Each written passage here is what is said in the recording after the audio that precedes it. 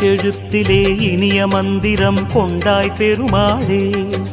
எங்கள் சந்ததி காக்க வந்தவன் நீதான் திருமாலே.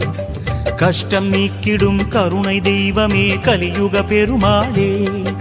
காலம் காலமாய் காவல் தந்திடும் கோகுல திருமா